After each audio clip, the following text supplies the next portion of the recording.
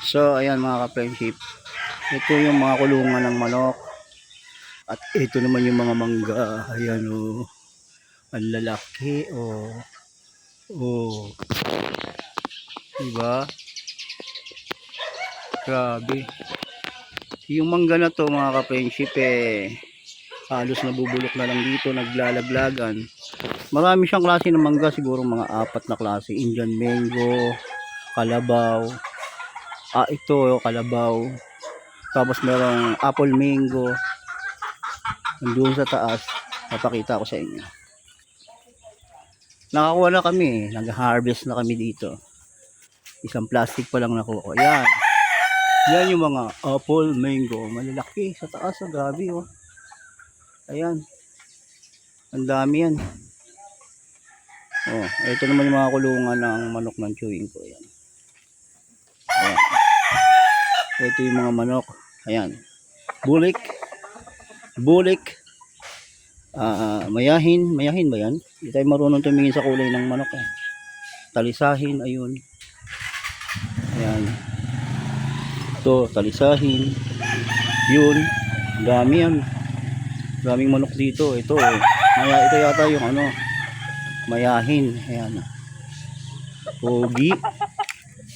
Ang pogi ng mga manok dito. Ito mga bulik. Ito. Oh. Pogi, talisahin. Yan ang mga kulay ng manok dito. Ayun yung chocolate ba to? Ito. Ito, laking manok. Yan. Bahala na kayo. Hindi ko alam kasi mga kulay-kulay ng manok Ang alam ko lang, talisahin, bulik, white, mayahin, yung mga ganyan. Marami dito, dami alagang manok. Tingnan natin kung makakahingi tayo. Yan, dami mangga rito. Ito, Indian mango. Ano to? Indian mango yun, dulo. Tapos ito, avocado. Yan. Avocado. Napitas na namin ito. So, ayan.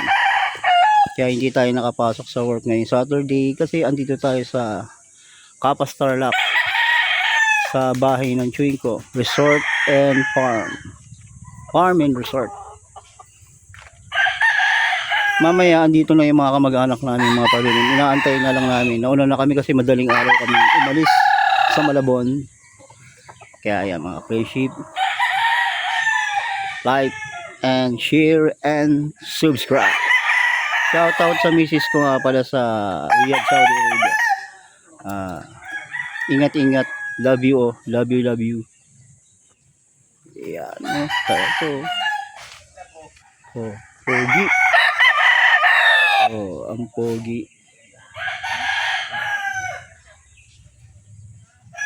May pupuntahan tayo dito yung swimming pool. Yan, malawak yung lupa dito So ayan, may mga manok pa dito. Dami. Yan. Ito yung anong puno to. Ito pa yung puno na, ayun ang lalaki. Malalaki pa sa kalabaw yung bunga. Ayan, dito yung santol. Ito. Puno lang santol. Ayan. At ito yung swimming pool, kaso nasira yung makina Magsiswimming sana tayo kaso ayaw umandar ng makina. Nagkaroon pa ng aberya. Arkilado pa naman ito. Sayang. Arkilado tong swimming pool na to, sayang. Ayan, siguro mga 6 feet. Tapos dito may pambata. Ayan. Yung likod niyan, bakanting lote na. Ito meron pala dito duhat. Ayan puno ng duhat. Sayang hindi tayo makaligo. Kailangan magawa yung makina. May atis. Guyabano. Ayun may mangga pa rin laki susungkitin natin yan. May hinog na yata yung isa doon. Susubukin natin yan mga ka-friendship. Iuwi natin sa bahay. Yan.